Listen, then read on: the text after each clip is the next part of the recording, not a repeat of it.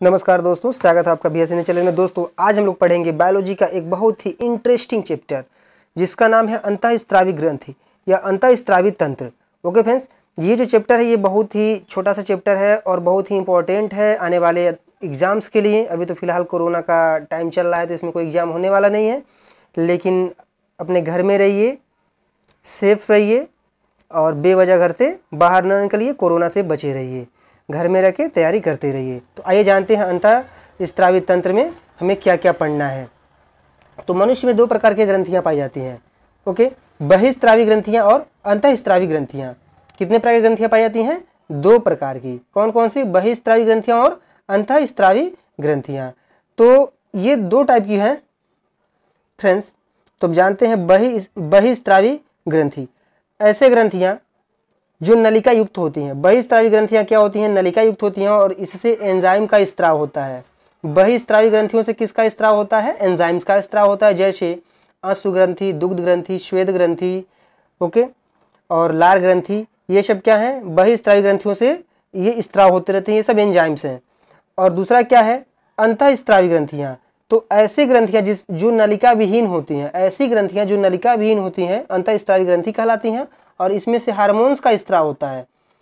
Okay, बहिस्रावी ग्रंथियों में से क्या स्त्राव होता है? एंजाइम्स का। और अंतःस्रावी ग्रंथियों से क्या निकलता है? हार्मोन्स का स्त्राव होता है। यह स्त्राव रक्त द्वारा शरीर के विभिन्न भागों में जाता है। इसमें नलिकाओं का अभाव होता है। अभी मैंने पहले ही बताया कि अंतःस्रावी ग्रंथियों में नलिका का अभाव होता है, नलिका विहीन होती है, और बहिस्रावी ग्रंथियां नलिका युक्त होती हैं। ओके, तो अब हम जानते हैं मनुष्य में हार्मोन्स और उनके निम्नलिखित कार्य। अभी तक आपने अगर मेरा चैनल सब्सक्राइब नहीं किया है तो चैनल को सब्सक्राइब करें, शेयर करें, लाइक करें और दूसरों को भी इसका फायदा मिले। फ्रेंड्स, मनुष्य में स्रावी ग्रंथियां एवं उनके कार्य निम्न हैं। पहला हम जानते हैं पीयूष या पिट्यूटरी ग्रंथि।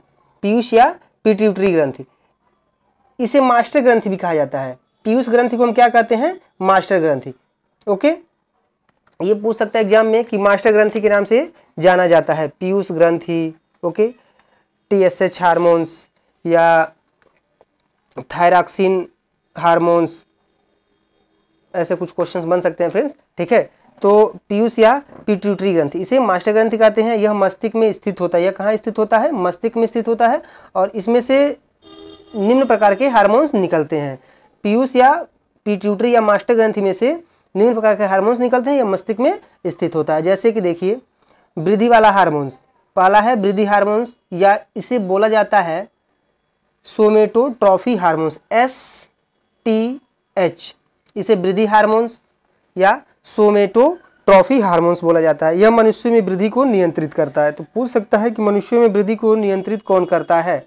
तो सोमेटोट्रॉफी हार्मोन्स मनुष्य में वृद्धि को नियंत्रित करता है, इसे STH बोला जाता है।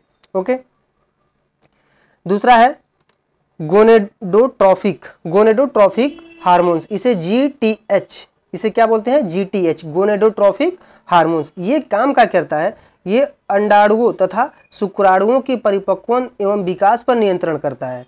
ठीक है फ्रेंड्स, यह अंडाणुओं तथा शुक्राणुओं के परिपक्वन तथा विकास पर नियंत्रण करता है। जैसे कि अगर कोई मादा है या महिला है, अगर उसमें अंडाणु का निर्माण नहीं हो रहा है या अंडे नहीं बन रहे हैं गर्भाशय में, तो उसमें किस हार्मोन्स की कमी है? गोनेडोट्रॉफिक हार्मोन्स। और भी कई तरह के हार्मोन्स होते हैं स्त्रियों में, अभी हम आगे जानेंगे। ठीक है फ्रेंड्स, तो ये दो हार्मोन्स जान गए आप, वृद्धि वाला हार्मोन्स और ये शुक्राणु और अंडाणुओं का परिपक्वन पर नियंत्रण करने वाला हार्मोन्स। तीसरा जानते हैं थायराइड या स्टिमुलेटिंग हार्मोन्स, इसे TSH, थायराइड या स्टिमुलेटिंग हार्मोन्स बोला जाता है। ठीक है, तो ये काम क्या करता है? ये थायराइड ग्रंथि को थायरॉक्सिन के स्त्राव के लिए प्रेरित करता है। थायराइड ग्रंथि को किसके लिए? थायरॉक्सिन के स्त्राव के लिए प्रेरित करता है। कौन सा? TSH। ओके, चौथा है एड्रोनोकोट्रॉफिक हार्मोन्स, ACTH, एड्रोनोकोट्रॉफिक हार्मोन्स। ये क्या काम करता है? ये किडनी द्वारा पानी के पुनः अवशोषण पर नियंत्रित करता है। ठीक है फ्रेंड्स, जो ACTH है, एड्रोनोकोट्रॉफिक हार्मोन्स है, ये वृक्क या किडनी द्वारा पानी के पुनः अवशोषण पर नियंत्रण रखता है। अब अगला देखते हैं हम, जो पांचवा है। पांचवा क्या है? Anti diuretic hormones, ADH, anti diuretic hormones, ये क्या करता है, शरीर में जल संतुलन को नियंत्रित करता है। एडी ड्यूरेटिक हार्मोन्स एडीएच क्या करता है, शरीर में जल संतुलन को नियंत्रित करता है। तो शरीर में जल संतुलन को कौन नियंत्रित करता है, एडीएच, यानी कि anti diuretic hormones. Okay friends, tension मत लीजिए, ये बहुत ही इजी चैप्टर है, बस वीडियो को देखते जाइए।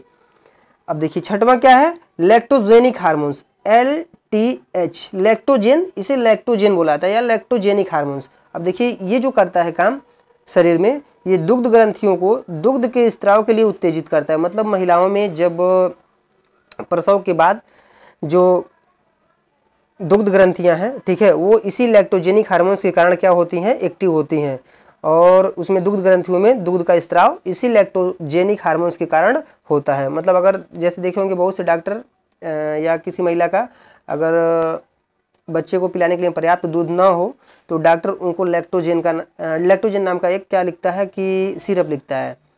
तो वो पीने से क्या होती है, जो अगर इसमें जो भी कमी होगी वो इससे पूरी हो जाती है। तो दुग्ध ग्रंथियों को दुग्ध के स्त्राव के लिए ये उत्तेजित करता है, LTH यानी कि लैक्टोजेनिक हार्मोन्स। अब दूसरा है भाई लोग थायराइड ग्रंथि। थायराइड, अभी तक हम लोग क्या पढ़ रहे थे, मास्टर ग्रंथि। मास्टर ग्रंथि कहाँ पाया जाता है, मस्तिष्क में, ये तो सभी जान गए, मस्तिष्क में मास्टर ग्रंथि। और इसमें कितने तरह के हार्मोन्स स्थापित होते हैं, मुख्य रूप से 6। ओके, अब दूसरा है थायराइड ग्रंथि। थायराइड ग्रंथि में क्या है, ये कहाँ होता है, ये गले में स्थित होता है। ओके, ये शरीर में आयोडीन की मात्रा को नियंत्रित करता है। ये क्या करता है, शरीर में आयोडीन की मात्रा को नियंत्रित करता है। कौन सा, थायराइड ग्रंथि। इसमें से थायरॉक्सिन एवं ट्रायोडोथायरोनिन नामक 2 हार्मोन्स निकलते हैं। इसमें से कौन कौन से हार्मोन्स निकलते हैं, थायरॉक्सिन एवं ट्रायोडोथायरोनिन नामक 2 हार्मोन्स निकलते हैं। अब हम जान लेते हैं थायरॉक्सिन क्या है। अभी यहाँ पढ़े ना हमने थायरॉक्सिन और ट्रायोडोथायरोनिन नामक हार्मोन्स।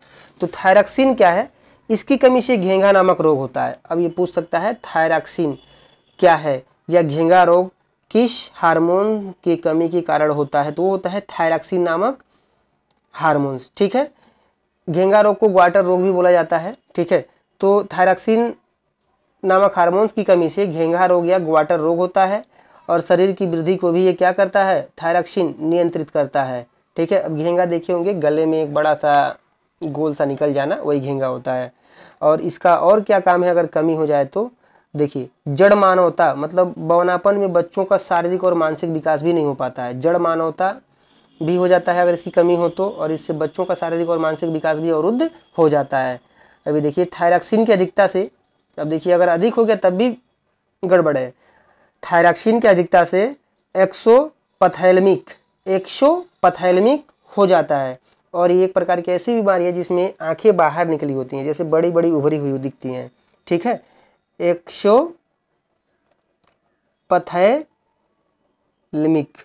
एक्सोपथैलेमिक नामक रोग हो जाता है, किसकी अधिकता से, थायरॉक्सिन नामक हार्मोन की अधिकता से। और एक्सोपथैलेमिक कौन सा रोग है, जिसमें आंखें बाहर निकली हुई महसूस होती हैं। ओके फ्रेंड्स, अब अगला हम जानते हैं पैराथायराइड ग्रंथि।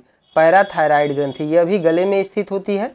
ओके, इसमें पैराथार्मोन P एवं कैल्सिटोनिन C, मतलब पैराथार्मोन को P से और कैल्सिटोनिन C से यहाँ व्यक्त किया गया है, नामक 2 हार्मोन्स निकलते हैं। पैराथायराइड ग्रंथि से कितने हार्मोन्स निकलते हैं, 2 हार्मोन्स। कौन कौन सा, पैराथार्मोन ओके, और कैल्सिटोनिन, ये 2 इसमें से क्या निकलती हैं, हार्मोन्स निकलती हैं। और ये काम क्या करता है पैराथायराइड, ये रक्त में C एवं P आयनों को नियंत्रित करता है। ओके, पैराथायराइड में से कितने हार्मोन्स निकले, 2। कौन कौन से, पैराथार्मोन और कैल्सिटोनिन।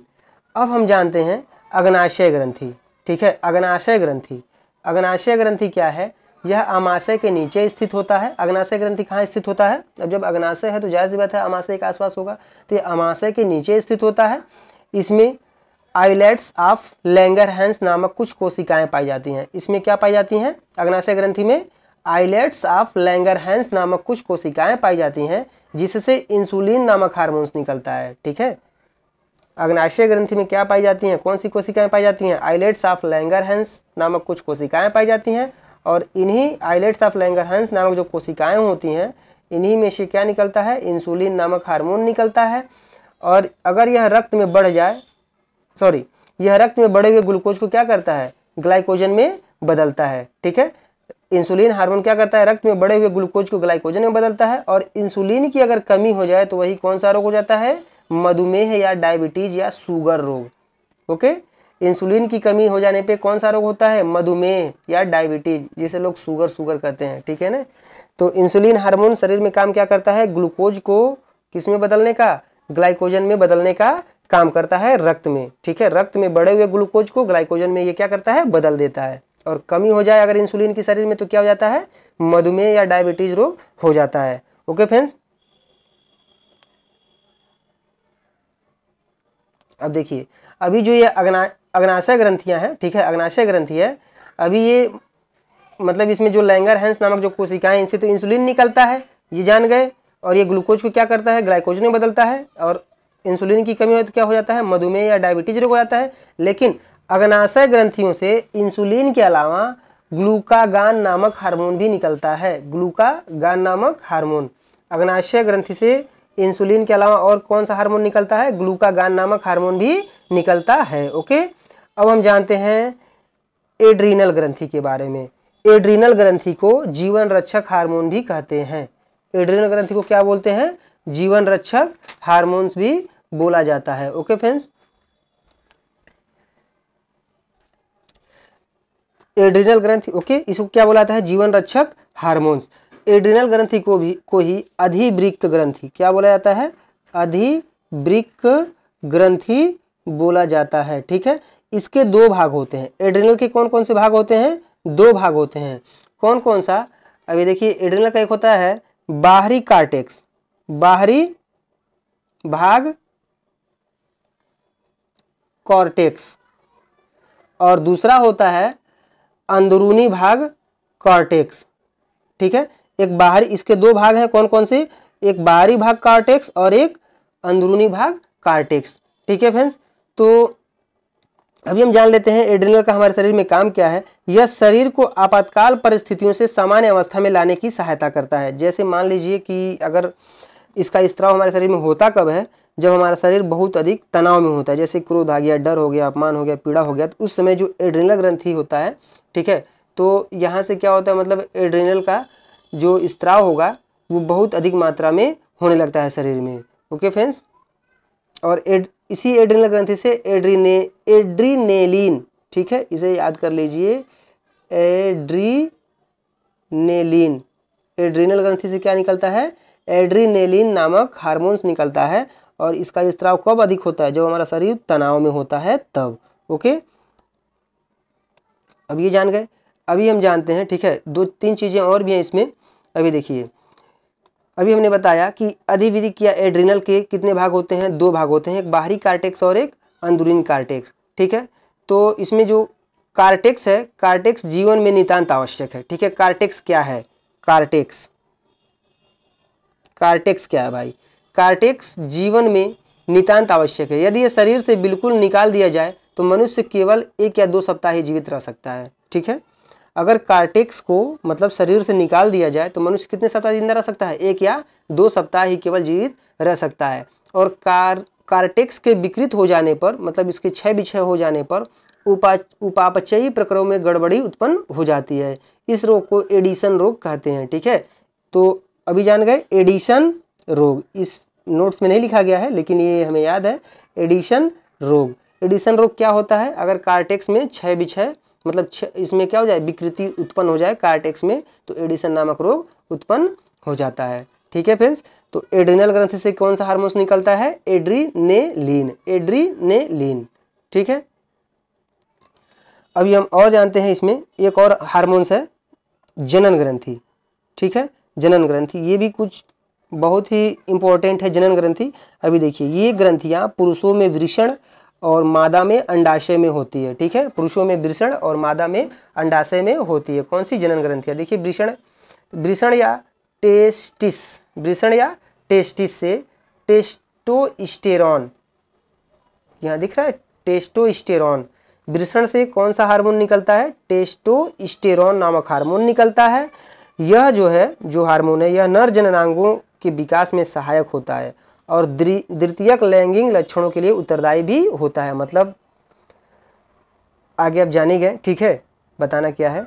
अंडाशय, अंडाशय किस में पाया जाता है? ये स्त्रियों के गर्भाशय में बनता है, ठीक है, ओवरी में, ठीक है, इसे ही ओवरी या अंडाशय। इसमें 3 हार्मोन्स निकलते हैं। कौन कौन से वो हार्मोन्स हैं? देखिए फ्रेंड्स, वो हार्मोन्स हैं प्रोजेस्टेरॉन। कौन कौन से हार्मोन है? पहला, दूसरा और तीसरा। इसमें 3 हार्मोन्स होते हैं, अंडाशय से निकलते हैं। प्रोजेस्टेरॉन ये क्या करता है? ये मादा के जननांगों के विकास में सहायक होता है, प्रोजेस्टेरॉन, ठीक है। द्वितीयक लैंगिक लक्षणों के लिए उत्तरदायी भी होता है ये, ठीक है फ्रेंड्स। अब देखिए दूसरा है एस्ट्रोजन। यह अंडवाहिनी का विकास करता है। मतलब जो स्त्रियों में अंडा बनता है ना, उसका ये क्या करता है? विकास करता है। मतलब अंडा बनाने का, जो गर्भाशय में, ओवरी में जो अंडे बनते हैं प्रेगनेंसी रुकने के लिए, उसके लिए क्या है? सबसे बड़ा उत्तरदायी है एस्ट्रोजन नामक हार्मोन्स, ठीक है। अगर जिस स्त्री में एस्ट्रोजन नामक हार्मोन्स नहीं बनेगा तो उसमें बांझपन की क्या जाती है? शिकायत आ सकती है, ठीक है फ्रेंड्स। अब देखिए तीसरा है रिलैक्सिन हार्मोन्स। गर्भावस्था में यह अंडाशय, गर्भाशय एवं अपरा में उपस्थित होता है। रिलैक्सिन नामक हार्मोन्स कब ये स्रावित होता है? गर्भावस्था के दौरान। गर्भावस्था में ये अंडाशय, गर्भाशय और अपरा में उपस्थित होता है। और ये कार्य क्या करता है? ये प्रसव के समय प्यूबिक सिम्फाइसिस, ठीक है, प्यूबिक सिम्फाइसिस को मुलायम एवं चौड़ा करता है ताकि बच्चा आसानी से क्या हो सके? पैदा हो सके, ठीक है। तो रिलैक्सिन नाम ही है इसका, रिलैक्स यानी कि रिलैक्सिन। तो क्या करता है? ये प्रसव के दौरान प्यूबिक सिम्फाइसिस यानी कि जो बच्चेदानी का मुंह है उसको क्या करता है? ये मुलायम और चौड़ा कर देता है, ठीक है, ताकि आसानी से बच्चे पैदा हो सकें, ठीक है फ्रेंड्स। तो आशा करता हूँ कि ये जितने भी हार्मोन्स हैं ह्यूमन से रिलेटेड आपको ये समझ में आया होगा। ये मोस्ट इम्पॉर्टेंट है फ्रेंड्स। तो अभी तक अगर आपने चैनल सब्सक्राइब नहीं किया है तो फिर कह रहा हूँ चैनल सब्सक्राइब कीजिए, शेयर कीजिए, लाइक कीजिए, अपने दोस्तों के साथ शेयर कीजिए इसे, ठीक है। और घर में अपने पड़े रहिए, कोरोना से डर के मारे, ठीक है। मिलते हैं फिर अगले वीडियो में। धन्यवाद।